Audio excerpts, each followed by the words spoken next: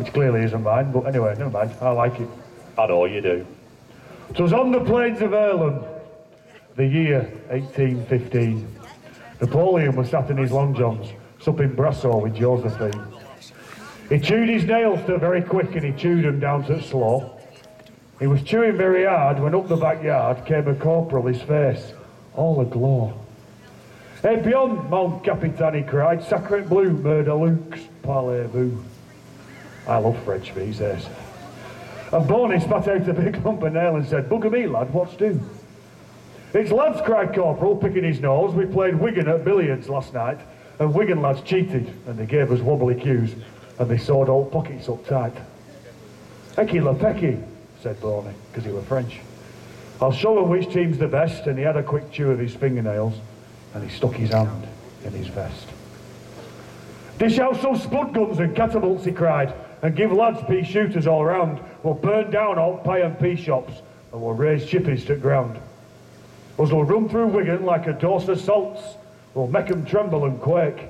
We'll loot and we'll pillage and we'll pinch things as well, and we'll smash all Eccles cakes." Well, he borrowed the Earl and muck cart and some spuds to roast on way, and with all his lads in wagon, he pointed his horse Wigan way. But weather turned rotten to spite him. It snowed, it rained and hailed and all the rest, and Boney started sulking and chewing his nails, sticking his hand in his vest. Soon horse wouldn't go no further, it were weary and smelly and old, and it asked for a blanket and time and half, and boots for working it cold. Well, they traipsed through the snow for a fortnight. Dischuffed to their knickers they were. They had icicles hanging from their nonder plumes, and tricycles hung from their hair. So they traipsed through slush round slag heaps, and up by canal and bit pier, till they came to a doormat in snow saying, "Bog off." And Boney said, "Hey up lads, we're here." But gates of Wigan were bolted tight. Said Boney, "Ooh, what a pest." And he had another quick chew of his fingernails, and he stuck his hand in his vest. Well, there he stood at gates of Wigan. Frozen tears ran in lumps down his chin, and he kicked on front door with his wellies in temper and shouted, "Come on, you cheeky buggers, let us in." But there up front door of Wigan, a notice he read, "We are grown. We heard as how you were coming, so we buggered off. There's no one at all." Boney, he were right blazing. But Wigan was ablaze also, because Lord Mayor had left chip pan on gas ring, and Wigan was all aglow. Well, flames grew higher and higher, and Boney, he got right depressed, and he had another quick chew of his fingernails, and he stuck his hand in his vest. Well, that generated his petrol. Well, Wigan soon burnt down to ashes, and it got cowed, so they had to retreat, and they'd had the boots and socks on wear, so they had to walk home in bare feet.